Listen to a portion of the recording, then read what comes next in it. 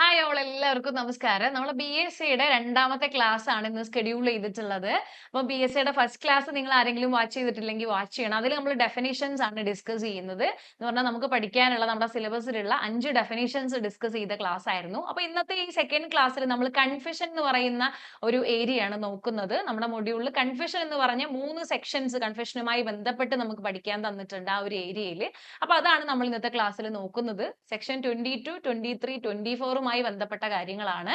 അപ്പൊ നിങ്ങൾക്ക് എന്താണ് കൺഫെഷൻ എന്ന് അറിയായിരിക്കുമല്ലോ. കുറ്റസമ്മതമാണ് കൺഫെഷൻ എന്ന് പറഞ്ഞാൽ ഒരു അക്യൂസ്ഡ് പേഴ്സൺ അയാൾ ചെയ്ത ഒരു ഒഫൻസിനെ സംബന്ധിച്ച് അയാൾ നടത്തുന്ന ഒരു സ്റ്റേറ്റ്മെന്റ് ആണ് കൺഫെഷൻ എന്ന് പറഞ്ഞു കഴിഞ്ഞാൽ. ഗിൽറ്റിനെ സംബന്ധിച്ച് അയാൾ കൊടുക്കുന്ന സ്റ്റേറ്റ്മെന്റ് ആണ് കൺഫെഷൻ എന്ന് പറഞ്ഞാൽ. അപ്പൊ എപ്പോഴൊക്കെയാണ് ഒരു കൺഫെഷൻ റെലവെന്റ് ആവുന്നത്, ഏതൊക്കെ സാഹചര്യങ്ങളിലാണ് കൺഫെഷൻസ് റെലവെന്റ് ആവുന്നത്, എപ്പോഴൊക്കെയാണ് ഇറലവെന്റ് ആകുന്നത്, ആരുടെ മുമ്പിൽ കൺഫെഷൻ നടത്തി കഴിഞ്ഞാലാണ് കൺഫെഷൻ വാലിഡ് ആവുക അല്ലെങ്കിൽ ഇറലവെന്റ് ആവുന്ന കൺഫെഷൻ ആവുന്നത്, ആരുടെ മുമ്പിൽ കൺഫെഷൻ നടത്തി കഴിഞ്ഞാൽ അത് വാലിഡ് ആവില്ല അല്ലെങ്കിൽ ഇറലവെന്റ് ആകും. ഇങ്ങനെയുള്ള കാര്യങ്ങളെല്ലാം നമ്മൾ ഇന്ന് ഡിസ്കസ് ചെയ്യുന്നുണ്ട്. അതുപോലെ ജോയിന്റ് ട്രയലുമായി ബന്ധപ്പെട്ട് കൺഫെഷൻ നടത്തുന്നതിനെ സംബന്ധിച്ച് ഇങ്ങനെയുള്ള കാര്യങ്ങളെല്ലാം ഡിസ്കസ് ചെയ്യുന്ന ഒരു ക്ലാസ് ആണ്. അപ്പൊ നിങ്ങൾ വീഡിയോ സ്കിപ്പ് ചെയ്യാണ്ട് മുഴുവനായിട്ടും ക്ലാസ് അറ്റൻഡ് ചെയ്യുക. അപ്പൊ നമുക്ക് സെക്ഷൻ 22 വെച്ച് സ്റ്റാർട്ട് ചെയ്യാം. അപ്പൊ നമ്മൾ സെക്ഷൻ 22 നോക്കുകയാണ്. 22 വെച്ച് സ്റ്റാർട്ട് ചെയ്യാണ്. 22 എന്താ പറയുന്നത്? Confession caused by inducement, threat, coercion or promise when irrelevant in criminal proceeding എന്നുള്ള ഒരു കാര്യമാണ് പറയുന്നത്.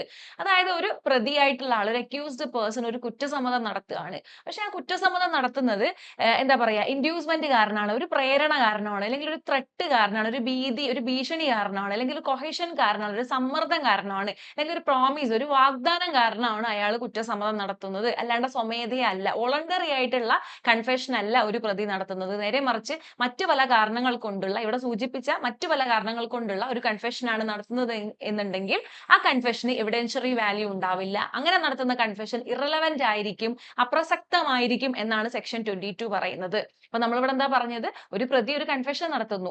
ക്രിമിനൽ കേസുകൾക്കകത്താണ് കൺഫെഷൻ എന്ന് പറയുന്ന ടേം യൂസ് ചെയ്യുന്നത്. ഒരു കുറ്റസമ്മതം നടത്തുന്നു. ആ കുറ്റസമ്മതം എന്ന് പറയുന്നത് അയാൾ സ്വമേധയ വോളണ്ടറിലി നടത്തുന്ന കുറ്റസമ്മതമല്ല, മറിച്ച് അതൊരു ഭീഷണിയുടെ അല്ലെങ്കിൽ ഒരു പ്രേരണയുടെ അല്ലെങ്കിൽ ഒരു വാഗ്ദാനത്തിന്റെ ഒക്കെ പുറത്ത് നടത്തുന്ന കുറ്റസമ്മതമാണ് എന്നുണ്ടെങ്കിൽ ആ കുറ്റസമ്മതത്തിന് കോടതിയിൽ തെളിവ് മൂല്യം ഉണ്ടാവില്ല, എവിഡൻഷ്യറി വാല്യൂ ഉണ്ടാവില്ല, അത് ഇറലവന്റ് ആയിരിക്കും, അപ്രസക്തമായിരിക്കും എന്നാണ് സെക്ഷൻ 22 പറയുന്നത്. നമുക്കത് വിശദമായിട്ട് നോക്കാം.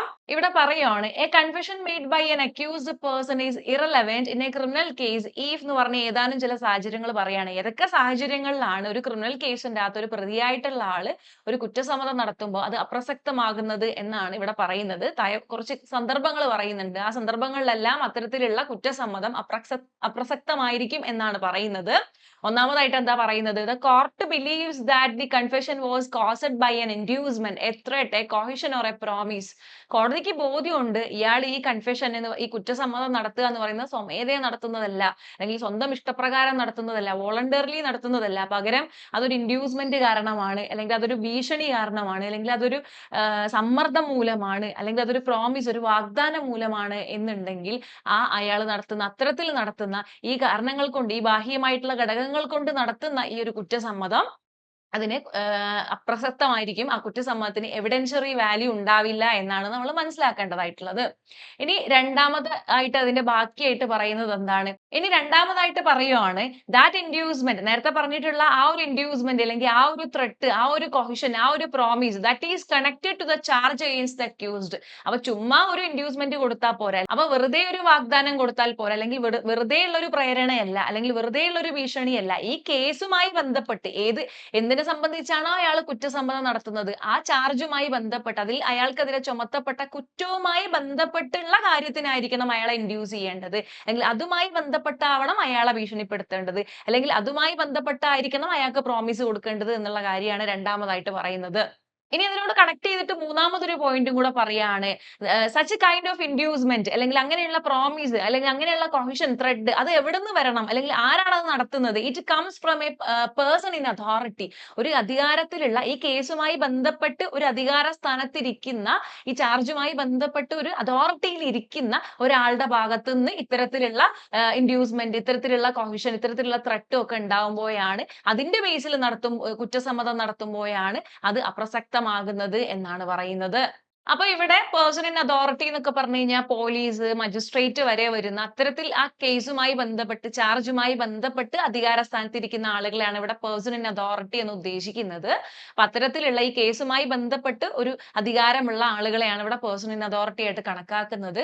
ഇപ്പൊ ഇതുമായി ബന്ധപ്പെട്ട ഒരു എക്സാമ്പിൾ ഈ 22 പഠിച്ച കാര്യവുമായി ബന്ധപ്പെട്ട ഒരു എക്സാമ്പിൾ പറയുകയാണെങ്കിൽ ഇപ്പൊ ഒരു പോലീസ് ഒരു അക്യൂസ്ഡ് പേഴ്സണോട് പറയാണ്, നീ എല്ലാ കാര്യങ്ങളും എന്നോട് തുറന്നു പറഞ്ഞാൽ നിന്നെ ഞാൻ രക്ഷപ്പെടുത്താം എന്ന് പറഞ്ഞുകൊണ്ട് എന്ന് പറഞ്ഞു കഴിഞ്ഞാൽ അതാണ് ഇവിടെ ഉദ്ദേശിക്കുന്നത്. അപ്പൊ അവിടെ ഒരു പ്രോമിസ് ആണ് കൊടുക്കുന്നത്, ഒരു വാഗ്ദാനം കൊടുക്കുന്നു. അത് ഈ കേസുമായി ബന്ധപ്പെട്ട വാഗ്ദാനമാണ്. നീ എല്ലാം തുറന്നു പറഞ്ഞു കഴിഞ്ഞാൽ നിന്നെ ഞാൻ രക്ഷപ്പെടുത്തിക്കൊള്ളാം എന്ന് പറഞ്ഞിട്ടുള്ള വാഗ്ദാനം. അല്ലെങ്കിൽ പറയുവാണ്, നീ സത്യം പറഞ്ഞിട്ടില്ല എന്നുണ്ടെങ്കിൽ, നീ കൺഫേസ് ചെയ്തിട്ടില്ല എന്നുണ്ടെങ്കിൽ നിന്നെ കൊന്നുകളയും, അല്ലെങ്കിൽ അങ്ങനെ അത്തരത്തിലുള്ള ഭീഷണികൾ പറയാ, ത്രട്ടുകൾ പറയാ, ഇതാണ് ഉദ്ദേശിക്കുന്നത്. അപ്പൊ അത് പേടിച്ചിട്ട്, അല്ലെങ്കിൽ ഞാനിത് കൺഫേസ് ചെയ്തിട്ടില്ല എന്നുണ്ടെങ്കിൽ, കുറ്റസമ്മതം നടത്തിയിട്ടില്ല എന്നുണ്ടെങ്കിൽ എന്റെ ആരോഗ്യത്തിന് അല്ലെങ്കിൽ ഞാനുമായി ബന്ധപ്പെട്ട കാര്യങ്ങൾക്ക്, അതായത് ഞാനുമായി ബന്ധപ്പെട്ടിരിക്കുന്ന കാര്യങ്ങൾക്ക് മോശമായിട്ട് സംഭവിക്കും, അല്ലെങ്കിൽ എനിക്ക് പണി കിട്ടും എന്നൊക്കെ തോന്നിയിട്ട് ഒരാൾ കുറ്റസമ്മതം നടത്തുകയാണെങ്കിൽ ആ കുറ്റസമ്മതത്തിന് എവിഡൻഷ്യറി വാല്യൂ ഇല്ല, അത് ഇറലവന്റ് ആണ് എന്നാണ് പറയുന്നത്.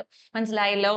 അപ്പൊ ഇവിടെ നമ്മൾ പറയുന്നത് സമ്മർദ്ദം കാരണം, അല്ലെങ്കിൽ ജീവനുള്ള ഭീഷണി കാരണം, അല്ലെങ്കിൽ അങ്ങനെയൊക്കെയുള്ള സാഹചര്യങ്ങൾ കൊണ്ട്, അല്ലെങ്കിൽ എന്തെങ്കിലും വാഗ്ദാനം കാരണം ഒക്കെ ഒരാൾ കുറ്റസമ്മതം നടത്തി കഴിഞ്ഞാൽ, അത് എവിടെ നടത്തി കഴിഞ്ഞാലും ആ കുറ്റസമ്മതത്തിന് എവിഡൻഷ്യറി വാല്യൂ ഉണ്ടാവില്ല, അത് ഇറലവന്റ് ആണ്, അപ്രസക്തമാണ്, കോടതിയിൽ അത് ഒരു കുറ്റസമ്മതമായിട്ട് നിലനിൽക്കില്ല എന്നാണ് നമ്മൾ പഠിക്കുന്നത്. ഈ സെക്ഷൻ തീർന്നില്ല, ബാക്കി കൂടെ നോക്കാം. അപ്പൊ ഇത്തരത്തിൽ പ്രോമിസും കൊഹിഷനും ത്രെട്ടും ഒക്കെ കാരണം ഒരാൾ കുറ്റസമ്മതം നടത്തുന്ന സമയത്ത് ആ കുറ്റസമ്മതത്തിന് എവിഡൻഷ്യറി വാല്യൂ ഉണ്ടാവില്ല, ഇറലവന്റ് ആയിരിക്കും നമ്മൾ പറഞ്ഞു. ഇവിടെ ആക്ച്വലി ഇങ്ങനെയുള്ള സാഹചര്യങ്ങളിൽ കോടതി പരിശോധിക്കുന്നത് എന്താന്ന് വെച്ചാൽ, കുറ്റസമ്മതം ഒരു നേട്ടത്തിലേക്ക് നയിക്കും അല്ലെങ്കിൽ ഒരു ദോഷം ഒഴിവാക്കുന്നുള്ള അങ്ങനെയുള്ള ഒരു വിശ്വാസം ശരിക്കും ന്യായമായും പ്രതി അങ്ങനെ വിശ്വസിക്കുന്നുണ്ടോ എന്നുള്ള ഒരു എലമെന്റ് ആണ് ഇവിടെ കോടതി നോക്കുക എന്നാണ്, കോടതി വിലയിരുത്തുക എന്നാണ് നമ്മൾ മനസ്സിലാക്കേണ്ടത്. അപ്പൊ അതാണ് ഇവിടെ പറഞ്ഞിട്ടുള്ളത്, വായിച്ചു നോക്കാം. It is strong enough in the court's opinion to make that accused reasonably believe that by confessing, അതായത് കൺഫസ് ചെയ്യുന്നതുകൊണ്ട് ശരിക്കും അയാൾക്ക് ഒരു മെച്ചം ഉണ്ടാവും, ഒരു നേട്ടം ഉണ്ടാവും, ഒരു ഗെയിൻ നേടാൻ വേണ്ടി പറ്റും, അല്ലെങ്കിൽ ഒരു ദോഷം ഒഴിവായി പോവും. ദോഷം എന്ന് പറഞ്ഞാൽ ടെമ്പോറിയൽ നേച്ചർ അല്ല, മെറ്റീരിയൽ ആയിട്ടുള്ള എന്തെങ്കിലും ദോഷം ഒഴിവായി പോവും എന്ന് പ്രതി ന്യായമായും വിശ്വസിക്കുന്നുണ്ടെങ്കിൽ, അങ്ങനെ വിശ്വസിക്കാൻ പ്രതിക്ക് കാരണം ഉണ്ടെങ്കിൽ, അങ്ങനെയുള്ള സാഹചര്യങ്ങളിലാണ് ഈ ഒരു സെക്ഷൻ നമ്മൾ പഠിക്കേണ്ടതായിട്ടുള്ളത്. അല്ലെങ്കിൽ അങ്ങനെയുള്ള സാഹചര്യം ഉണ്ടോ എന്നാണ് കോടതി അവിടെ വിലയിരുത്തുന്നത് എന്നാണ് നമ്മൾ മനസ്സിലാക്കേണ്ടത്. ക്ലിയർ ആണല്ലോ? ഇനി നമ്മൾ സെക്ഷൻ 22ന്റെ എക്സെപ്ഷൻസ് ആണ് നോക്കുന്നത്. അപ്പൊ 22ൽ നമ്മൾ പഠിച്ചത് എപ്പോഴൊക്കെയാണ് അല്ലെങ്കിൽ ഏതൊക്കെ സാഹചര്യങ്ങളിലാണ് ഒരു കുറ്റസമ്മതം ഇറലവന്റ് ആകുന്നത് എന്നുള്ളതാണ്. ഇനി അതിന്റെ എക്സെപ്ഷൻസ് ആയിട്ട് രണ്ട് കാര്യങ്ങൾ പറയുന്നുണ്ട്. അപ്പൊ അതാണ് നമ്മൾ രണ്ട് പ്രൊവൈസോ ആയിട്ട് ഇവിടെ പഠിക്കുന്നത്. അപ്പൊ പ്രൊവൈസോ 1, സെക്ഷൻ 22ന്റെ പ്രൊവൈസോ 1 പറയുന്നത് എന്താ നോക്കാം. പ്രൊവൈസോ 1 പറയുന്നത് എന്താന്ന് വെച്ചാല്, അതായത് ആക്ച്വലി ഇനീഷ്യലി അവിടെ ഒരു ഭീതി ഉണ്ടായിരുന്നു. പ്രൊവൈസോ 1 പറയുന്നത് എന്താന്ന് വെച്ചാൽ, ഇനീഷ്യലി ഈ കുറ്റസമ്മതം നടത്തുന്നതുമായി ബന്ധപ്പെട്ട് പ്രതിക്ക് അവിടെ ഒരു ഭീഷണി ഉണ്ടായിരുന്നു, അല്ലെങ്കിൽ ഇനീഷ്യലി അവിടെ ഒരു കൊഹിഷൻ ഉണ്ടായിരുന്നു, അല്ലെങ്കിൽ ഇനീഷ്യലി അവിടെ ഒരു ഇൻഡ്യൂസ്മെന്റ്, അല്ലെങ്കിൽ ഇനീഷ്യലി അവിടെ ഒരു പ്രോമിസ് ഉണ്ടായിരുന്നു. പക്ഷെ അതിനുള്ള സാധ്യത ഇല്ലാണ്ടായി.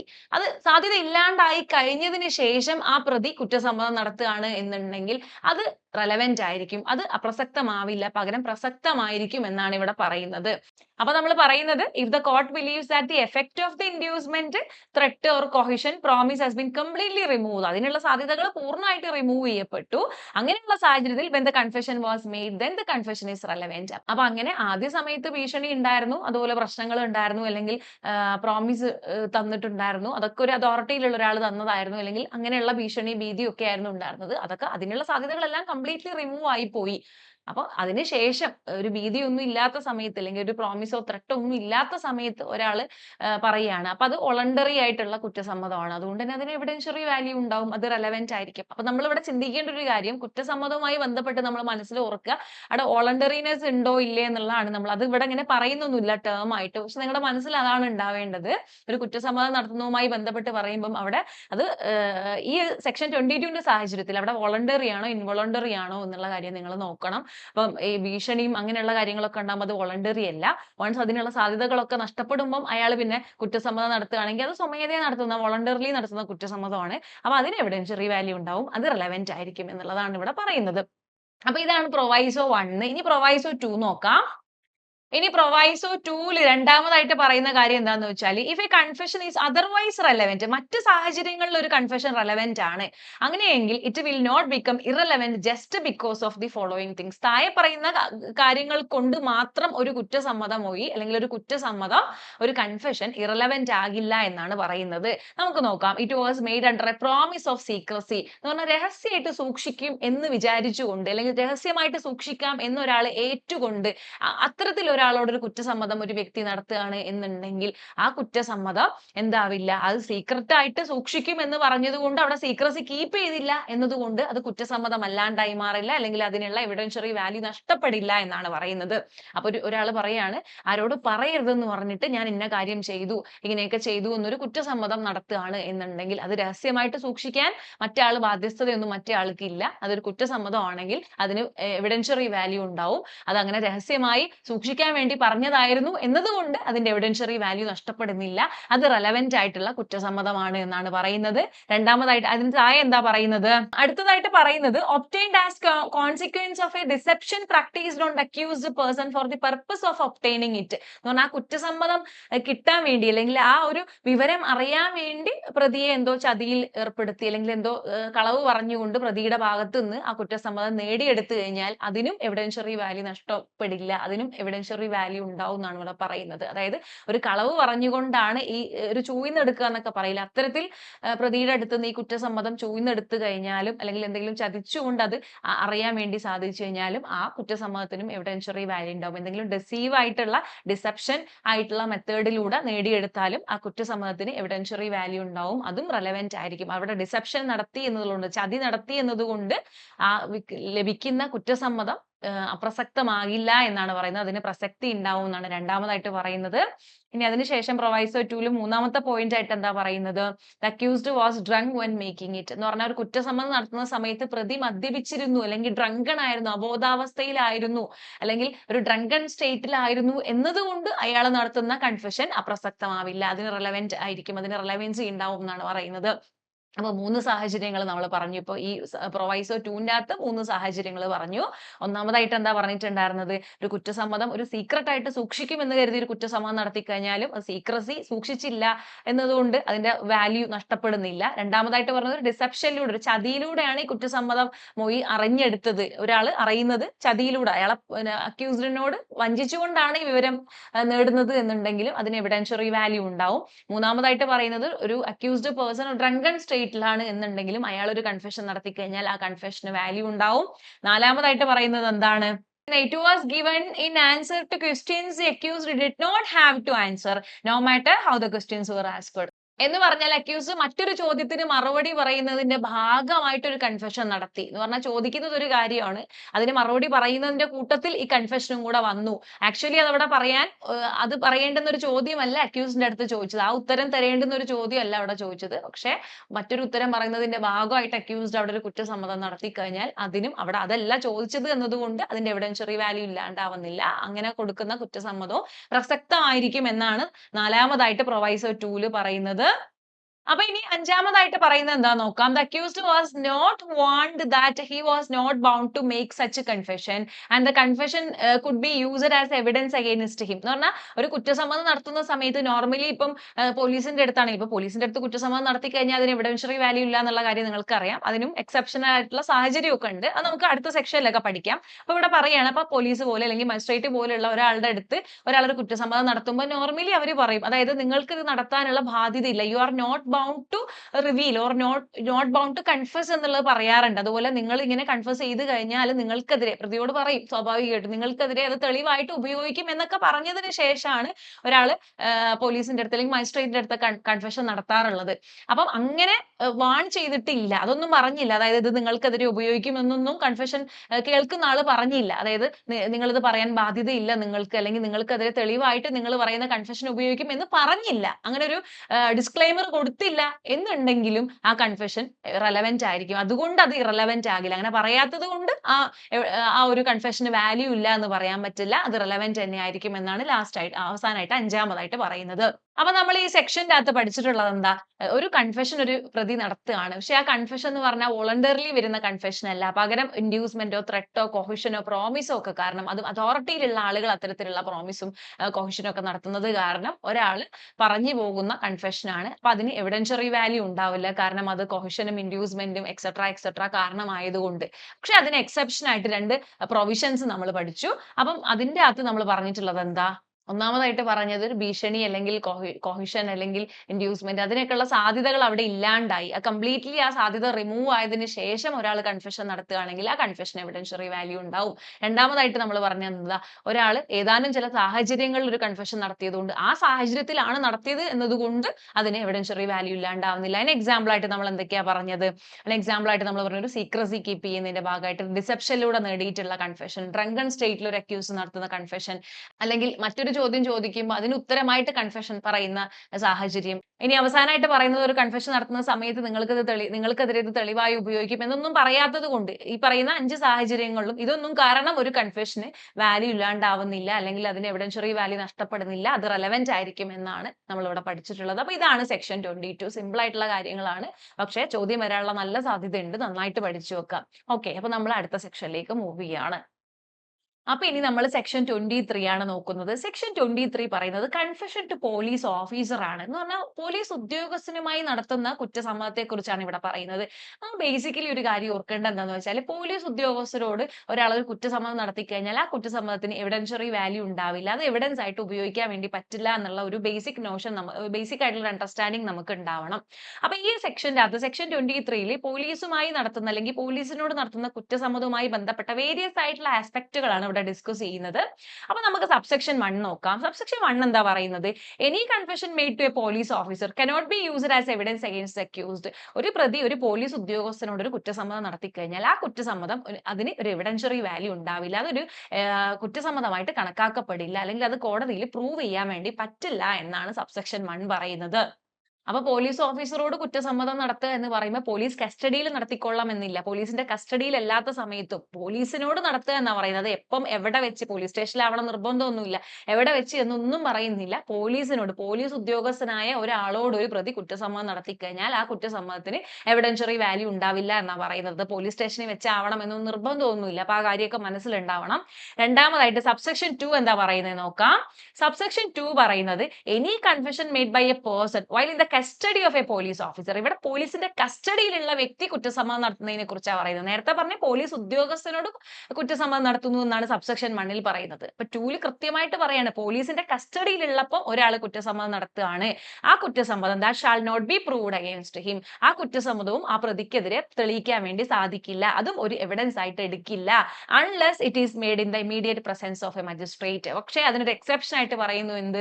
മജിസ്ട്രേറ്റിന്റെ മുമ്പിലാണ്, മജിസ്ട്രേറ്റിന്റെ ഇമ്മീഡിയറ്റ് പ്രസൻസിലാണ്, മജിസ്ട്രേറ്റിന്റെ തൊട്ടടുത്ത് നിന്ന് മജിസ്ട്രേറ്റിനോട് കുറ്റസമ്മതം പോലീസിന്റെ കസ്റ്റഡിയിലുള്ളപ്പോൾ നടത്തി കഴിഞ്ഞാൽ അതിന് എവിഡൻഷ്യറി വാല്യൂ ഉണ്ടാവും. എന്ന് പറഞ്ഞാൽ മജിസ്ട്രേറ്റിന് മുമ്പിൽ നടത്തുന്ന ഒരു കുറ്റസമ്മതത്തിന് മാത്രമേ എവിഡൻഷ്യറി വാല്യൂ ഉണ്ടാവുള്ളൂ. അല്ലാണ്ട് പോലീസിന്റെ കസ്റ്റഡിയിൽ ഇരിക്കുന്ന സമയത്ത് വേറെ ആരോട് കുറ്റസമ്മതം നടത്തി കഴിഞ്ഞാലും അതിന് എവിഡൻഷ്യറി വാല്യൂ ഉണ്ടാവില്ല. എന്ന് പറഞ്ഞാൽ പോലീസിന്റെ കസ്റ്റഡിയിലുള്ള സമയത്ത് ഡോക്ടർ അടുത്ത് കൊണ്ടുപോകുന്നു മെഡിക്കൽ എടുക്കാൻ വേണ്ടിയിട്ട്, ആ സമയത്ത് ഡോക്ടറോട് കൺഫെഷൻ നടത്തുന്നു, എവിഡൻഷ്യറി വാല്യൂ ഉണ്ടോ? ഇല്ല. അല്ലെങ്കിൽ മാധ്യമ പ്രവർത്തകരെ കാണുന്നു പോലീസ് കസ്റ്റഡിയിലാവുന്ന സമയത്ത്, എവിഡൻഷ്യറി വാല്യൂ ഉണ്ടോ അവിടെ കുറ്റസമ്മതം നടത്തി കഴിഞ്ഞാൽ? ഇല്ല. മജിസ്ട്രേറ്റിന്റെ മുമ്പിൽ പോലീസ് കസ്റ്റഡിയിലാകുമ്പോൾ പോലീസിനോട് കുറ്റസമ്മതം നടത്തിയിട്ട് കാര്യമുണ്ടോ? ഇല്ല. അതിനും എവിഡൻഷ്യറി വാല്യൂ ഇല്ല. പോലീസ് കസ്റ്റഡിയിലാകുമ്പോൾ ആരോട് കുറ്റസമ്മതം നടത്തിയാൽ മാത്രമേ എവിഡൻഷ്യറി വാല്യൂ ഉള്ളൂ? മജിസ്ട്രേറ്റിനോട് കുറ്റസമ്മതം നടത്തിയാൽ മാത്രമേ. അതും മജിസ്ട്രേറ്റ് തൊട്ടടുത്ത മുറിയിലിരുന്ന്, ഈ മുറി എന്ന് പറഞ്ഞു കഴിഞ്ഞാൽ അതിനും എവിഡൻഷ്യറി വാല്യൂ ഇല്ല. മജിസ്ട്രേറ്റിന്റെ മുമ്പാകെ ഇരുന്നു കൊണ്ട്, അല്ലെ മുമ്പാകെ ചെന്നുകൊണ്ട് കുറ്റസമ്മതം നടത്തുമ്പോൾ മാത്രമാണ് അതിന് എവിഡൻഷ്യറി വാല്യൂ ഉണ്ടാവുന്നത്. അപ്പൊ ഇവിടെ പോലീസ് കസ്റ്റഡി എന്നൊക്കെ പറയുമ്പോൾ നിങ്ങൾ ഓർക്കേണ്ട ഒരു കാര്യം, പോലീസ് കസ്റ്റഡി എന്ന് പറയുമ്പോൾ ഫോർമലി അറസ്റ്റ് മേക്ക് ചെയ്യുമ്പോൾ മാത്രമല്ല പോലീസ് കസ്റ്റഡി ആയിട്ട് കണക്കാക്കുന്നത് എന്ന് പല കേസുകളിലും കോടതി പറഞ്ഞിട്ടുണ്ട്. എന്ന് പറഞ്ഞാൽ പോലീസിന്റെ കൺട്രോളിൽ അയാൾ ഉണ്ടാവുന്ന സമയം എന്നാണ് ഇവിടെ കസ്റ്റഡി കൊണ്ട് ഉദ്ദേശിക്കുന്നത്. അങ്ങനെയുള്ള സമയത്ത് കുറ്റസമ്മതം നടത്തി കഴിഞ്ഞാൽ എവിഡൻഷ്യറി വാല്യൂ ഉണ്ടാവില്ല, ആരോട് നടത്തിയാലും എക്സെപ്റ്റ് മജിസ്ട്രേറ്റിന്റെ മുമ്പിൽ ഒരു കുറ്റസമ്മതം നടത്തി കഴിഞ്ഞാൽ അതിന് എവിഡൻഷ്യറി വാല്യൂ ഉണ്ടാവും. അത് ഓർത്തു വെക്കുക. അപ്പൊ ഒന്നാമതായിട്ട് സബ്സെക്ഷൻ 1 പറഞ്ഞത് എന്താ? പോലീസ് ഉദ്യോഗസ്ഥൻ എന്ന് പറയുമ്പോൾ അവിടെ എക്സൈസ് ഒന്നും പോലീസ് ഉദ്യോഗസ്ഥനായിട്ട് കണക്കാക്കില്ല എന്ന് പല കേസുകളിലും കോടതി പറഞ്ഞിട്ടുണ്ട് ട്ടോ. അവിടെ പോലീസ് ഉദ്യോഗസ്ഥൻ എന്ന് ഉദ്ദേശിക്കുന്നത് ഒരു ഇൻവെസ്റ്റിഗേറ്റ് ചെയ്യാൻ അധികാരപ്പെട്ട കേരളത്തിലാണ് കേരള പോലീസ് ഒക്കെ ആയിട്ട് കണക്കാക്കുന്ന ആളുകളാണ് അവിടെ ഉദ്ദേശിക്കുന്നുണ്ടാവുക. അപ്പൊ അങ്ങനെ പല കേസുകളിലും അങ്ങനെ പറഞ്ഞിട്ടുണ്ട്. അപ്പൊ പോലീസ് ഉദ്യോഗസ്ഥന്റെ മുമ്പാകെ നടത്തുന്ന കുറ്റസമ്മതത്തിന് വാല്യൂ ഉണ്ടാവില്ല, അല്ലെങ്കിൽ അത് എവിഡൻസ് ആവില്ല. രണ്ട് പോലീസിന്റെ കസ്റ്റഡിയിലാവുമ്പം ആരോട് നടത്തിയാലും, പോലീസിനോടെന്നല്ല ആരോട് നടത്തിയാലും കുറ്റസമ്മതത്തിന് എവിഡൻഷ്യറി വാല്യൂ ഉണ്ടാവില്ല, എക്സെപ്റ്റ് മജിസ്ട്രേറ്റ് ഒഴികെയുള്ള എന്നാ പറയുന്നത്. ഇനി ഈ ഒരു സെക്ഷൻ 2 കാര്യങ്ങളാണ് പറയുന്നത്. ഇനി ഒരു പ്രൊവൈസോയും കൂടെ ഉണ്ട്. ഈ പ്രൊവൈസോ ഇമ്പോർട്ടന്റ് ആണ്. കാര്യം ഇത് പല ആളുകളും ഇത് ഡിഫൈൻ ചെയ്യുന്ന സമയത്ത്, അല്ലെങ്കിൽ ഇതിനെ എക്സ്പ്ലെയിൻ ചെയ്യുന്ന സമയത്ത് ഇതിന്റെ മീനിങ് മാറി പോവാറുണ്ട്, അല്ലെങ്കിൽ വളരെ തെറ്റിദ്ധാരണ പരത്തുന്ന രീതിയിലാണ് ഇത് പല ക്ലാസ്സുകളിലും പല ആളുകളും പറഞ്ഞു കൊടുക്കാറ്. അത് അവരുടെ പ്രശ്നമല്ല, ഇത് വളരെ കോംപ്ലിക്കേറ്റഡ് ആണ് മനസ്സിലാക്കാൻ. പക്ഷെ കാര്യം സിമ്പിൾ ആണ്, പക്ഷെ അത് ആ സെന്റൻസിങ്ങും ഫ്രേസസും ഒക്കെ കുറച്ച് കോംപ്ലിക്കേറ്റഡ് ആണ്. അപ്പൊ നമുക്ക് കൺവേ ചെയ്യുന്ന മീനിങ്ങിൽ വ്യത്യാസം ഉണ്ടാവും. അപ്പൊ ഇത് കൃത്യമായിട്ട് നിങ്ങൾ ശ്രദ്ധിച്ചോണം. ഈ പ്രൊവൈസോ ഇത് തെറ്റിപ്പോകരുത്, കൃത്യമായിട്ട് ശ്രദ്ധിച്ചോണം. അപ്പൊ ഇവിടെ സിമ്പിൾ ആയിട്ടുള്ള ഒരു എക്സാമ്പിൾ പറയുകയാണെങ്കിൽ, ഒരാൾ ഒരു പോലീസ് സ്റ്റേഷനിലേക്ക് കടന്നു വന്നിട്ട്, ഒരു വ്യക്തി കടന്നു വന്നിട്ട് പോലീസ് സ്റ്റേഷനിൽ വന്നിട്ട് പറയാണ്, ഞാൻ എൻ്റെ ഭാര്യയെ കുത്തിക്കൊന്നു, കൊല്ലാൻ ഉപയോഗിച്ച കത്തി ഞാൻ എൻ്റെ വീടിന്റെ അടുക്കള ഭാഗത്ത് സൂക്ഷിച്ചിട്ടുണ്ട് എന്നുള്ളൊരു വിവരമാണ് അയാൾ പറയുന്നത്. അപ്പൊ അയാൾ പറഞ്ഞ 2 സെന്റൻസ് ആണ്. ഞാൻ എൻ്റെ ഭാര്യയെ കുത്തിക്കൊന്നു. അത് എങ്ങനെയുള്ള സെന്റൻസ് ആണ്? കൺഫെഷൻ ആണത് അല്ലെ, കുറ്റസമ്മതമാണ്. ഒരു പ്രതി വന്നിട്ട് ഞാൻ എൻ്റെ ഭാര്യയെ കുത്തിക്കൊന്നു എന്ന് പറയുകയാണെങ്കിൽ അത് കുറ്റസമ്മതമാണ്. അതിന് എവിഡൻഷ്യറി വാല്യൂ ഉണ്ടോ? പോലീസിനോടാണ് നടത്തുന്നത്, എവിഡൻഷ്യറി വാല്യൂ ഇല്ല എന്നുള്ളതാണ്. രണ്ടാമതായിട്ട് അയാൾ എന്താ പറഞ്ഞത്? അതാണ് ഇവിടെ ഇമ്പോർട്ടന്റ് ആയിട്ട് വരുന്നത്. രണ്ടാമതായിട്ട് പറഞ്ഞത് എന്താ? കുത്താൻ ഉപയോഗിച്ച ആ കത്തി ഞാൻ എൻ്റെ വീടിന്റെ അടുക്കള ഭാഗത്ത് സൂക്ഷിച്ചിട്ടുണ്ട്, അല്ലെങ്കിൽ അവിടെ ആ കത്തി ഉപേക്ഷിച്ചിട്ടുണ്ട് എന്ന് അയാൾ പറയുന്ന ആ സെന്റൻസ് ഉണ്ടല്ലോ, അത് നമ്മൾ നോട്ട് ചെയ്യണം. അവിടെ ആ സെന്റൻസ് നോട്ട് ചെയ്യുന്നത് എന്തിനാന്ന് വെച്ച് കഴിഞ്ഞാൽ, പോലീസ് അതിനുശേഷം ആ സ്ഥലത്ത് പോകുന്നു. ആ സ്ഥലത്ത് പോയി അവിടെ നിന്ന് പോലീസ് ആ കത്തി റിക്കവർ ചെയ്യുന്നു, അല്ലെങ്കിൽ ഡിസ്കവർ ചെയ്യുന്നു എന്നുണ്ടെങ്കിൽ, ആ കത്തി ഡിസ്കവർ ചെയ്യുന്നു എന്നുണ്ടെങ്കിൽ ആ കത്തി അവിടെ ഇമ്പോർട്ടന്റ് ആണ്. ആ കത്തിയല്ല ആക്ച്വലി ഇവിടെ പ്രശ്നമായിട്ടുള്ളത്. എന്ന് പറഞ്ഞാൽ ആ കത്തി ആര് വേണേലും, ആ കത്തി ഇയാൾ തന്നെ വെച്ചതായിക്കോളം നിർബന്ധമൊന്നുമില്ല. ആര് വേണേലും കൊണ്ടിട്ടതാവാം, പോലീസ് കൊണ്ടിട്ടതാവാം, ആര് വേണേലും ഉപേക്ഷിച്ച കത്തിയാവാം. അത് ഇയാൾ പറഞ്ഞത് കൊണ്ട് ഇയാൾ കുത്തി എന്നോ ഇയാൾ വലിച്ചെറിഞ്ഞു എന്നോ നമുക്ക് ആ ഒരു സ്റ്റേറ്റ്മെന്റിൽ നിന്ന് കണ്ടുപിടിക്കാനൊന്നും പറ്റില്ല. പകരം അവിടെ നമ്മൾ ശ്രദ്ധിക്കേണ്ട ഒരു കാര്യം എന്താന്ന് വെച്ചാൽ, അയാൾ പറഞ്ഞ ആ കാര്യം ഉണ്ടല്ലോ, എന്ന് പറഞ്ഞാൽ എൻ്റെ വീടിന്റെ അടുക്കള ഭാഗത്ത് ഒരു കത്തി ഉണ്ട് എന്നുള്ള ആ ഇൻഫോർമേഷൻ ഉണ്ടല്ലോ, എൻ്റെ ഭാര്യയെ കുത്താൻ ഉപയോഗിച്ച ആ കത്തി എൻ്റെ വീടിന്റെ അടുക്കള ഭാഗത്ത് ഉണ്ട് എന്നുള്ള ആ ഇൻഫോർമേഷൻ ആണ് ഇവിടെ ഇമ്പോർട്ടന്റ് ആയിട്ടുള്ളത്. ആ പറഞ്ഞ സെന്റൻസ് എന്ന് പറഞ്ഞാൽ, രണ്ടാമത് പറഞ്ഞ സെന്റൻസിൽ അവിടെ ഒരു ഫാക്ട് പ്രൂവ് ചെയ്യപ്പെടുകയാണ്. എവിഡൻസ് കിട്ടിയതോടുകൂടി, എന്ന് പറഞ്ഞാൽ കത്തി അവിടുന്ന് ഡിസ്കവർ ചെയ്തതോടുകൂടി ആ ഫാക്ട് പ്രൂവ് ചെയ്യാണ്. എൻ്റെ വീടിന്റെ അടുക്കള ഭാഗത്ത് ഒരു കത്തി ഉണ്ടായിരുന്നു, ആ കത്തി ആണ് കൊല്ലാൻ ഉപയോഗിച്ചത്. അപ്പൊ കൊല്ലാൻ ഉപയോഗിച്ചത് എന്നുള്ളതൊക്കെ പിന്നെയാണ് തെളിയിക്കേണ്ടത്. ഫോറൻസിക്കിലേക്കൊക്കെ പോയിട്ട് ആ കത്തി കാരണം തന്നെയാണോ, ആ കത്തി കൊണ്ട് കുത്തിയത് കൊണ്ട് കാരണം തന്നെയാണോ കൊല്ലപ്പെട്ടത് എന്നുള്ളത് മറ്റ് കാര്യങ്ങളാണ്. പക്ഷെ അങ്ങനെ ഒരു കത്തി അവിടെ ഉണ്ട് എന്നുള്ള നോളജ്, ആ ഇൻഫോർമേഷൻ ഈ പ്രതിക്ക് ഉണ്ടായിരുന്നു. അപ്പൊ ആ കാര്യമാണ് അയാൾക്കെതിരെ അവിടെ പ്രൂവ് ചെയ്യാൻ വേണ്ടി പറ്റുക. അത് പോലീസിനോട് പറഞ്ഞതാണ് എന്ന് കരുതിക്കൊണ്ട് അത് പ്രൂവ് ചെയ്യാണ്ടിരിക്കില്ല. അത് പ്രൂവ്ഡ് ആവും, അതിന് എവിഡൻഷ്യറി വാല്യൂ ഉണ്ടാവും. ആ ഇൻഫോർമേഷൻ, ആ ഫാക്ട് ആണ് അത് അവിടെ വസ്തുതയാണെന്ന് പറഞ്ഞാൽ, കൊല്ലാൻ ഉപയോഗിച്ച കത്തി അവിടെ ഉണ്ടായിരുന്നു എന്നുള്ള നോളജ് ഈ വ്യക്തിക്ക് ഉണ്ടായിരുന്നു എന്നുള്ള ആ ഫാക്ട് ഉണ്ടല്ലോ, അല്ലാണ്ട് കത്തി എന്നുള്ളതല്ല. പല ആളുകളും ക്ലാസ്സിൽ പറയുന്നത് ആ കത്തി അവിടെ ഉണ്ട് എന്നുള്ളതുകൊണ്ട് ആ കത്തി എവിഡൻസ് ആയിട്ട് വരുന്നു, അത് എവിഡൻസ് ആയിട്ട് ഉപയോഗിക്കാം എന്നുള്ളതാണ് പറയുന്നത്. അങ്ങനെയല്ല, ആ ഇൻഫോർമേഷൻ ആണ്, ആ ഫാക്ട് ഉണ്ടല്ലോ, ആ വ്യക്തിയെ സംബന്ധിച്ച് അയാൾക്ക് അറിയാം അവിടെ ഒരു കത്തി ഉണ്ട് എന്ന് അയാൾ പറഞ്ഞത് ശരിയായിരുന്നു. അത് ഡിസ്കവർ ചെയ്യാൻ പോലീസിന് പറ്റിയതോടുകൂടി അയാൾ പറഞ്ഞ ആ വസ്തുത ശരിയാണ് എന്നുള്ളതുകൊണ്ട് ആ വസ്തുത അയാൾക്കെതിരെ, ആ സെന്റൻസ് അയാൾക്കെതിരെ, അത് മാത്രം എന്ന് പറഞ്ഞാൽ കൊല്ലാൻ ഉപയോഗിച്ച കത്തി എന്നുള്ളതല്ല, അത് അവിടെ വീടിന്റെ പുറകു ഭാഗത്ത് ഉണ്ടായിരുന്നു എന്ന് പറയുന്ന ആ സെന്റൻസിൽ പറയുന്ന ആ ഒരു ഭാഗം അയാൾക്കെതിരെ എവിഡൻസ് ആയിട്ട് ഉപയോഗിക്കാം എന്നാണ് പറയുന്നത്. ഇതാണ് ആക്ച്വലി ഈ പ്രൊവൈസോയിൽ പറയുന്നത്. ഇത് പല ആളുകളും ആ കത്തി ഉണ്ട് അതുകൊണ്ട് ആ കത്തി എവിഡൻസ് ആണ് എന്നുള്ള രീതിയിലാണ് പറയാറുള്ളത്. കത്തി എവിഡൻസ് ആണോ അല്ലേ എന്നുള്ളതൊക്കെ പിന്നെ തെളിയിക്കേണ്ടുന്ന കാര്യമാണ്. ഇവിടെ കത്തി എന്നുള്ളത് ആ സെൻസിലല്ല ഇവിടെ പറയുന്നത്. പോലീസിനോട് ഒരാൾ കൺഫസ് ചെയ്യുമ്പോൾ കത്തി എന്ന് പറയുന്നതല്ല ഇവിടെ എവിഡൻസ് ആയിട്ട് വരുന്നത്. മറിച്ച് കത്തി എവിടെ ഉണ്ടായിരുന്നു എന്ന് അയാൾക്ക് ആ വിവരം അറിയാം എന്നുള്ള ആ ഒരു സംഗതി, ആ ഒരു ഫാക്ട്, അതാണ് ഇവിടെ അയാൾക്കെതിരെ എവിഡൻസ് ആയിട്ട് ഉപയോഗിക്കുന്നത്. അതാണ് ഈ സബ്സെക്ഷൻ ഈ പ്രൊവൈസോക്കകത്ത് പറയുന്നത്. നമുക്ക് പ്രൊവൈസോ പറയുന്നത് when any fact is proved, ഇവിടെ ഫാക്ട് ആണ് പ്രൂവ് ചെയ്യപ്പെടുന്നത്. As discovered in consequences of information received from the person. Accused പേഴ്സന്റെ അകത്തുനിന്ന്, അക്യൂസ്ഡ് പേഴ്സന്റെ കയ്യിൽ നിന്ന് കിട്ടുന്ന ആ ഇൻഫോർമേഷന്റെ ഭാഗമായിട്ട് പോലീസ് അവിടെ ചെല്ലുന്ന സമയത്ത് പോലീസിന് ഡിസ്കവർ ചെയ്യാൻ വേണ്ടി പറ്റി എന്തോ ഒരു സംഗതി. നേരത്തെ പറഞ്ഞ പോലെ കത്തിയാണെങ്കിൽ കത്തി, അത് ഡിസ്കവർ ചെയ്യാൻ വേണ്ടി സാധിച്ചു. അങ്ങനെയാണെങ്കിൽ then only that part of the information, ആ ഇൻഫോർമേഷന്റെ ആ ഭാഗം എന്ന് പറഞ്ഞാൽ ആ ഡിസ്കവർ ചെയ്ത വസ്തു അല്ല, അല്ലെങ്കിൽ കത്തി എന്ന് പറഞ്ഞൊരു മെറ്റീരിയൽ ഒബ്ജക്റ്റ് ആണ്, ഒരു എംഒ ആണ്. ആ മെറ്റീരിയൽ ഒബ്ജക്റ്റ് അല്ല അവിടെ തെളിവായിട്ട് എടുക്കുന്നത്. പകരം എന്താ, ദാറ്റ് പാർട്ട് ഓഫ് ഇൻഫോർമേഷൻ, അയാൾ അത് പറഞ്ഞു, അതുകൊണ്ട് അയാൾക്ക് അത് അറിയായിരുന്നു, ആ നോളജ് ഉണ്ടായിരുന്നു, ആ ഇൻഫോർമേഷൻ ഉണ്ടായി എന്നുള്ള ഫാക്ട് ആണ് അവിടെ തെളിവായിട്ട് ഉപയോഗിക്കുന്നത്. അത് ഒരു കൺഫെഷൻ ആണെങ്കിലും കൺഫെഷന്റെ ഭാഗമായിട്ട് പറഞ്ഞതാണെങ്കിലും കൺഫെഷൻ അല്ല എന്നുണ്ടെങ്കിൽ എന്ന് പറഞ്ഞാൽ അതിന് കൺഫെഷൻ ആണ് കൺഫെഷൻ അല്ല എന്നൊക്കെ പിന്നെ തീരുമാനിക്കപ്പെടാം. കൺഫെഷൻ ആണെങ്കിലും അല്ലേലും ഇങ്ങനെ ഒരു കാര്യം പറഞ്ഞു, അതിന്റെ അകത്ത് ആ ഒരു ഇൻഫോർമേഷൻ പ്രൂവ്ഡ് ആയി എന്നുണ്ടെങ്കിൽ അത് എവിഡൻസ് ആയിട്ട് ഉപയോഗിക്കാൻ വേണ്ടി പറ്റും, അത് അയാൾക്കെതിരെ പ്രൂവ് ചെയ്യാൻ വേണ്ടി സാധിക്കും എന്നാണ് ഇവിടെ പറയുന്നത്. ഇനി സെക്ഷൻ 24 നോക്കുകയാണെങ്കിൽ സെക്ഷൻ 24 പറയുന്നത് consideration of proved confession affecting person making it and others jointly under trial for same offence എന്നുള്ളൊരു കാര്യമാണ്. എന്ന് പറഞ്ഞാൽ സിമ്പിൾ ആയിട്ടുള്ള കാര്യമാണ്. എന്ന് പറഞ്ഞാൽ ഒരു കുറ്റകൃത്യത്തിനെ സംബന്ധിക്കുന്ന കേസിൽ ഒന്നിലധികം പ്രതികളുണ്ട്. അപ്പൊ അവരൊരു ജോയിന്റ് ആയിട്ടുള്ള ട്രയൽ നേരിടുകയാണ്. ആ സമയത്ത് ആ കേസിന്റെ അകത്ത് ഒരു പ്രൂവ്ഡ് ആയിട്ടുള്ള കൺഫെഷൻ ഉണ്ട്, ഒരു പ്രതി നടത്തിയിട്ടുള്ള ഒരു കൺഫെഷൻ ഉണ്ട്. അത് എങ്ങനെയാണ് കോ അക്യൂസറിനെ ബാധിക്കുക എന്നുള്ള കാര്യമാണ് ഇവിടെ പറയുന്നത്. സാഹചര്യം മനസ്സിലായോ? ഇത് എക്സ്പ്ലെയിൻ ചെയ്യുമ്പോൾ മനസ്സിലാവും. When more persons than one are being tried jointly for the same offense, എന്ന് പറഞ്ഞാൽ ഒന്നിലധികം പ്രതികളുണ്ട്. ഇപ്പൊ മിക്ക കേസുകളിൽ ഒരു പ്രതി ആയിക്കോളം എന്നല്ല ഉണ്ടാവുന്നത്, ഒന്നിലധികം പ്രതികളുണ്ടാവും. അപ്പൊ ഒന്നിലധികം പ്രതികളുള്ള ഒരു കേസ് വിചാരണയ്ക്ക് വന്നു. എങ്ങനെയുള്ള വിചാരണയാണ്? കൂട്ട വിചാരണ, ട്രയൽ ജോയിന്റ് ട്രയലാണ്, എല്ലാവർക്കും കൂടെ ഒറ്റ ട്രയലാണ്. അപ്പൊ ഒന്നിലധികം പ്രതികളുണ്ട്, ഒറ്റ കേസാണ് എന്ന് പറഞ്ഞാൽ സെയിം ഒഫൻസിനുള്ള വിചാരണയാണ് നടക്കുന്നത്. അപ്പൊ അങ്ങനെ ഒരു സാഹചര്യത്തിൽ അതിന്റെ അകത്ത് ഒരു പ്രതി ഒരു കൺഫെഷൻ, പ്രൂവ്ഡ് ആയിട്ടുള്ള ഒരു കൺഫെഷൻ നടത്തി, ഒരു തെളിയിക്കപ്പെടുന്ന ഒരു കുറ്റസമ്മതം നടത്തി എന്നുണ്ടെങ്കിൽ അത് എങ്ങനെയാണ് മറ്റ് പ്രതികളെ ബാധിക്കുക എന്നാണ്, മറ്റ് പ്രതികൾക്കെതിരെ അത് എങ്ങനെയാണ് തെളിയിക്കപ്പെടുക എന്നുള്ള കാര്യമാണ് ഇവിടെ നമ്മൾ പറയുന്നത്. അപ്പോൾ when more persons than one are being tried jointly for the same offense and a confession made by one of such persons, ഒരാൾ മാത്രമേ അവിടെ കുറ്റസമ്മതം നടത്തിയുള്ളൂ, ഒന്നിലധികം പ്രതികൾ വിചാരണ നേരിടുകയാണ്, ഒരാളൊരു കുറ്റസമ്മതം നടത്തിയിട്ടുണ്ട് ആ കേസിന്റെ അകത്ത്, affecting himself, അത് അയാളെ ബാധിക്കുന്നതാണ്, അയാളെ മാത്രം ബാധിക്കുന്നതാണ്. ഒരു കേസ്, ഒരു കുറ്റകൃത്യത്തെ കുറിച്ച് പറയുമ്പോൾ അതിന്റെ അകത്ത് ഒന്നിലധികം പ്രതികൾ ഉണ്ടെങ്കിൽ അയാൾ കുറ്റസമ്മതം നടത്തി അയാളെ മാത്രമല്ല ബാധിക്കുക, മറ്റുള്ള പ്രതികളെയും ബാധിക്കും. അപ്പൊ അങ്ങനെയുള്ള ഒരു കാര്യമാണ് അയാൾ കൺഫ്യൂസ് ചെയ്തിട്ടുള്ളത്. അപ്പൊ അങ്ങനെയുള്ള confession നടത്തിയിട്ടിരിക്കുകയാണ്. affecting himself and some other such persons is proved, അയാളെ പറ്റിയും ആ കേസിന്റെ മറ്റ് പ്രതികളെ കുറിച്ചും സംബന്ധിക്കുന്ന ഒരു കുറ്റസമ്മതമാണ് നടത്തിയിട്ടുള്ളത്. അപ്പൊ അത് തെളിയിക്കപ്പെട്ടതുമാണ്, അയാൾ നടത്തിയ കുറ്റസമ്മതം പ്രൂവ് ചെയ്യപ്പെടുകയാണ് എന്നുണ്ടെങ്കിൽ കോടതി അവിടെ എന്ത് ചെയ്യണം? The court may take into consideration such confession as against other persons as well as the person who make it. ആരാണോ കുറ്റസമ്മതം നടത്തിയത് അയാൾക്കെതിരെയും അതിലെ കോ അക്യൂസ്ഡ് ആയിട്ടുള്ള കൂട്ടുപ്രതികളായിട്ടുള്ള മറ്റു പ്രതികൾക്കെതിരെയും അത് ആ കൺഫെഷൻ തെളിവായിട്ട് ഉപയോഗിക്കാൻ വേണ്ടി പറ്റും എന്നാണ് ഇവിടെ പറയുന്നത്. അതായത് ഒരു കൂട്ടവിചാരണ നടക്കുന്ന സമയത്ത് ആ ഒരു കേസിന്റെ അകത്ത് ഒരു പ്രതി കൺഫെഷൻ നടത്തി കഴിഞ്ഞാലും ആ തെളിവ് എല്ലാ പ്രതികൾക്കെതിരെയും ഉപയോഗിക്കാൻ വേണ്ടി കോടതിക്ക് പറ്റും എന്നാണ് ഇവിടെ നമ്മൾ മനസ്സിലാക്കേണ്ടതായിട്ടുള്ള സിമ്പിൾ ആയിട്ടുള്ള കാര്യമാണ്. ഇതിന് പ്രൊവൈസോ പറയുന്നുണ്ട്, നമുക്കിനി അത് നോക്കാം. എക്സ്പ്ലനേഷൻ 1 പറയുന്നത് എന്താണെന്ന് വെച്ചാൽ ഈ ഒരു സെക്ഷന്റെ അകത്ത് ഒഫൻസ് എന്ന് ഉദ്ദേശിച്ചത്, ഒഫൻസ് എന്ന് പറഞ്ഞു കഴിഞ്ഞാൽ അതിന്റെ അകത്ത് അബറ്റ്മെന്റ് എന്ന് പറഞ്ഞാൽ പ്രേരണയും അതുപോലെ അറ്റംപ്റ്റ് ടു കമ്മിറ്റ് ഒഫൻസ് എന്ന് പറഞ്ഞാൽ ശ്രമവും എന്ന് പറഞ്ഞാൽ കുറ്റകൃത്യം ചെയ്യാനുള്ള ശ്രമം, അറ്റംപ്റ്റ് ടു കമ്മിറ്റ് ഒഫൻസും അതുപോലെ അബറ്റ്മെന്റും പ്രേരണയും ഒഫൻസിന്റെ കീഴിൽ വരും. ഒഫൻസ് എന്നുള്ള ഡെഫിനിഷനിൽ അതും കൂടെ വരും എന്നാണ് ഒന്നാമത്തെ എക്സ്പ്ലനേഷൻ. രണ്ടാമത് എന്താ പറയുന്നത്? രണ്ടാമത് പറയുന്നത് if there is a trial involving more than one accused and one of them is abscond, എന്ന് പറഞ്ഞാൽ ഒന്നിലധികം പ്രതികളുണ്ട്, ഈ ട്രയലിന്റെ അകത്ത് ഒന്നിലധികം പ്രതികളുണ്ട്, പക്ഷെ ഒരാൾ അബ്സ്കോണ്ടിങ് ആണ്, എന്ന് പറഞ്ഞാൽ ഓടിപ്പോയതാണ് അല്ലെങ്കിൽ എവിടെയെന്ന് അറിയില്ല, അബ്സ്കോണ്ട് ആയി പോയിട്ടുണ്ട്.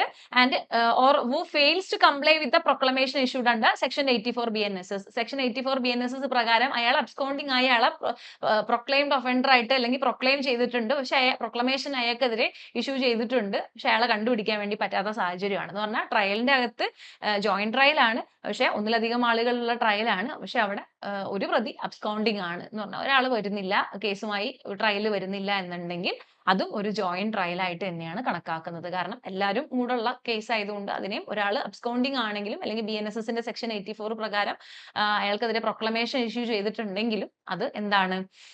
ജോയിന്റ് ട്രയൽ തന്നെയാണ് എന്നാണ് എക്സ്പ്ലനേഷൻ 2 പറയുന്നത്. ഇനി ഈ സെക്ഷന്റെ ഇല്ലുസ്ട്രേഷൻസ് ആണ്. രണ്ട് ഇല്ലുസ്ട്രേഷൻസ് എക്സാമ്പിൾ പോലെ കൊടുത്തിട്ടുണ്ട്. ഈ സെക്ഷൻ 24നെ ബെറ്റർ ആയിട്ട് മനസ്സിലാവാൻ വേണ്ടിയാണ്. ഒന്നാമത്തെ ഇല്ലുസ്ട്രേഷൻ എന്താ പറയുന്നത്? A and B are jointly tried for the murder of C. A എന്ന് പറഞ്ഞ ആളും B എന്ന് പറഞ്ഞ ആളും രണ്ടുപേരും അക്യൂസ്ഡ് ആണ് of the murder of C. C എന്ന് പറഞ്ഞ ആളുടെ കൊലപാതക കേസിന്റെ അകത്ത് എയും ബിയും പ്രതിയാണ്.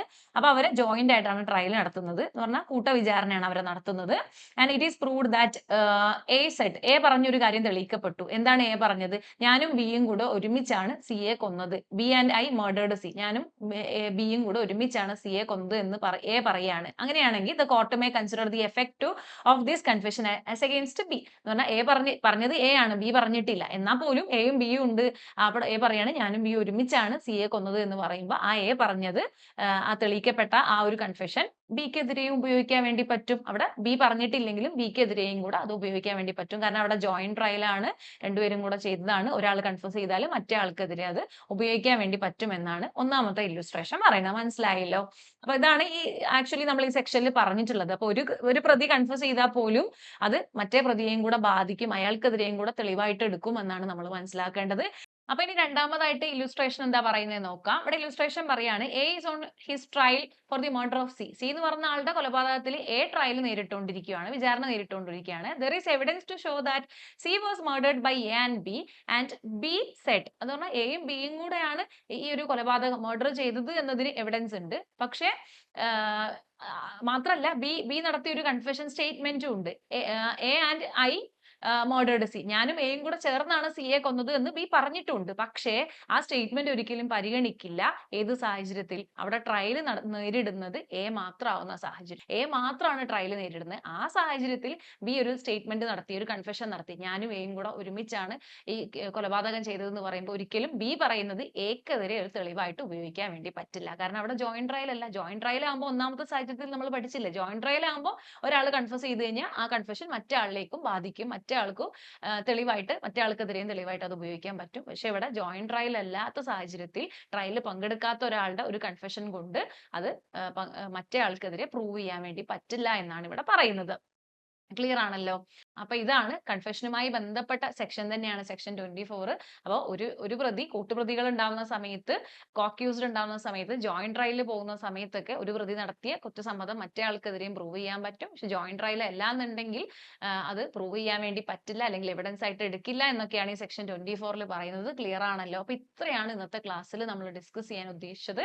അപ്പൊ സെക്ഷൻ 22, 23, 24 കൺഫെഷനുമായി ബന്ധപ്പെട്ട, കുറ്റസമ്മതവുമായി ബന്ധപ്പെട്ട വേരിയസ് ആയിട്ടുള്ള കാര്യങ്ങൾ നമ്മളിവിടെ പഠിച്ചു. ഈ ഒരു 3 സെക്ഷൻസും എക്സാമിനെ സംബന്ധിച്ച് വളരെ ഇമ്പോർട്ടന്റ് ആണ്. ഇതിൽ നിന്ന് ചോദ്യങ്ങൾ വരാനുള്ള എല്ലാ സാധ്യതയുണ്ട്. അപ്പൊ നിങ്ങൾ ആ ഒരു പ്രാധാന്യത്തോടു കൂടി പഠിക്കണം. നമ്മൾ വെറുതെ എന്തെങ്കിലും പഠിച്ചു വെക്കുക എന്നുള്ളതല്ല. ഇത് ഇത്രയും സമയം എടുത്ത് നിങ്ങളോട് എക്സ്പ്ലെയിൻ ചെയ്തത് നിങ്ങൾക്ക് ഈ കാര്യങ്ങൾ കൃത്യമായിട്ട് സംശയമൊന്നും ഇല്ലാണ്ട് മനസ്സിലാക്കാൻ വേണ്ടിയിട്ടാണ്. അപ്പം ഹെൽപ്ഫുൾ ആയെന്ന് വിചാരിക്കുന്നു. അപ്പൊ ക്ലാസ്സുമായി ബന്ധപ്പെട്ട റിവ്യൂസ് എല്ലാം നമ്മളെ കമന്റ്സ് ആയിട്ട് അറിയിക്കണം. മാക്സിമം സപ്പോർട്ട് ചെയ്യണം. നിങ്ങൾ ഷെയർ ചെയ്യണം, നിങ്ങളുടെ ഫ്രണ്ട്സിന് ഷെയർ ചെയ്ത് കൊടുക്കണം. നമ്മൾ തുടർന്നും ക്ലാസ്സുകൾ എടുക്കുന്നതാണ്. അപ്പൊ ഇതിന്റെ ബാക്കി പോർഷൻസ് ഒക്കെ നമുക്ക് മറ്റൊരു ക്ലാസ്സിൽ ബാക്കി പോർഷൻസുമായിട്ട് കാണാം. അപ്പം താങ്ക് യു.